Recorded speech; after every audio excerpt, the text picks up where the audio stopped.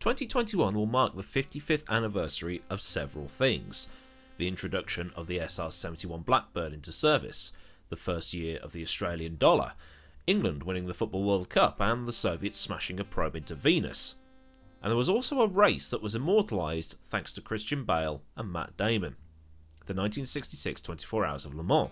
It was the race where the iconic Ford GT picked up the first of its 4 consecutive 24-hour Le Mans victories. A controversial one, it has to be said, because while Ken Miles and Denny Hulme crossed the line first, Bruce McLaren and Chris Amon were judged to have won as they'd started further back on the grid and therefore covered most distance.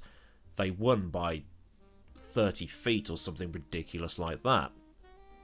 Unfortunately, Miles would never win Le Mans. He was killed testing another Ford at Riverside in California not long after the race. McLaren would be killed testing at Goodwood in 1970.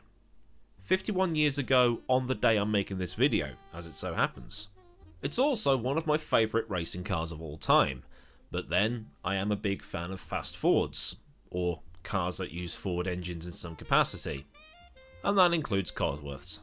So following on from the 2020 versus 1950 F1 car thing I did last time out, some of you wanted to see other progress videos, and one that was requested was to see an older Le Mans car from the days where Le Mans really was about surviving 24 hours, and one of the modern day cars that have enough tech on board to rival the USS Voyager.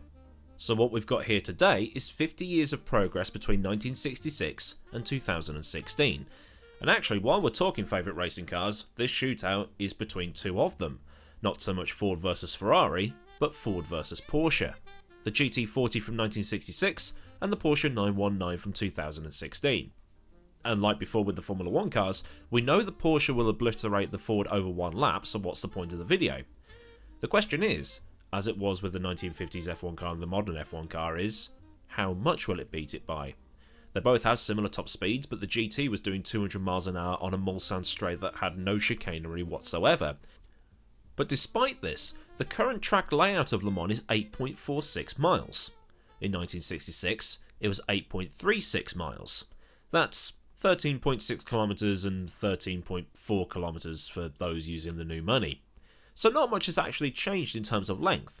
It's getting through the corners as quick as possible for the Ford, because as we know, the Porsche will just take them like they're not there. So the cars will go to Le Mans in its current configuration, and we'll see how much faster the Porsche is compared to the Ford. 3 laps for the Porsche to build as much of a gap as possible. And just a note for the anoraks, the Ford GT that is in Assetto Corsa is the 1968 version and has slightly upgraded brakes and suspension to make it ever so slightly easier to drive. But it still has the same 7-litre V8 motor under the bonnet. AC also doesn't support rolling start, so it's going to be an absolute mission getting both of these cars off the line. So let's go to Le Mans and see what happens.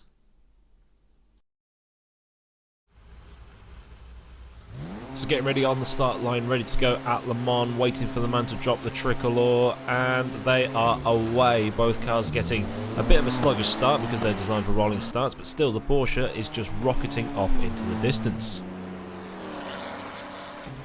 On board with the Ford now as it gets off the line, and there goes the Porsche. Not as impressive as the Formula 1 car was against the older F1 cars, but still that is a mighty big gap in performance.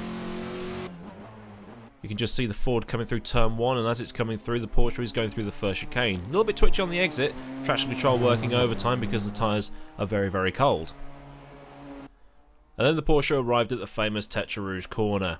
Going to struggle with the low downforce setup it's got, but it still manages to get through, kicking up some sparks on the exit and deploying the hybrid down the long Mulsanne straight.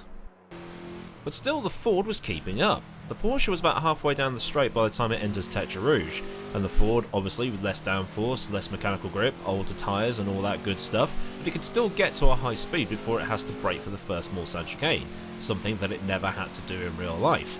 You probably can't see the Porsche just yet because it's just going through the first chicane, but in a second you'll see a little black dot just fire off into the distance. By the time the Ford arrived at the first Mulsanne chicane, the Porsche was arriving at the second and more tricky of the 2 chicanes.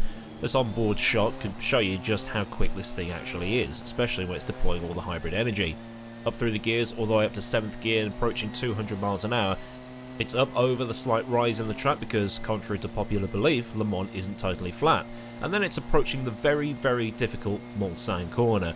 You sort of brake just before the kink, down the gears, get to the outside of the track, and then swing it in without cutting too much, otherwise you'll get track limits and all that stuff.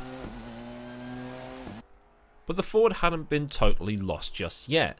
While the 919 had just left Mulsanne corner, the GT was just leaving the second chicane, and going in the same route, obviously. But it's here at the Porsche's namesake corners that the gap was going to get bigger. Obviously, the 919 has more downforce, better tyres, and just in general destroys anything that isn't a Formula 1 car or an Indy car. They're not exactly flat in this thing, but they're still taking up a decent amount of speed. The final corner, Corvette, where it's very easy to pick up a track limits excursion, then leads out onto a short, well, say a straight, before the Ford chicanes named, for the Ford GT. And that was the end of lap 1 for the Porsche. Here it is coming through the Ford chicanes with a tiny bit of a lockup, and then gets its ERS replenished as it crosses the start-finish line. By which point the poor old GT had barely navigated Arnage.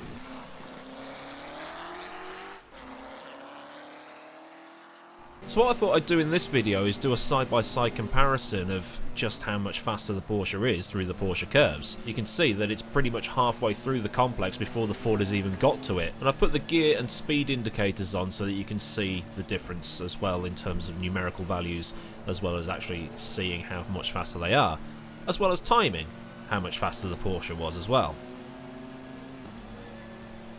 In this one section alone, the Ford was giving up 10 seconds a lap.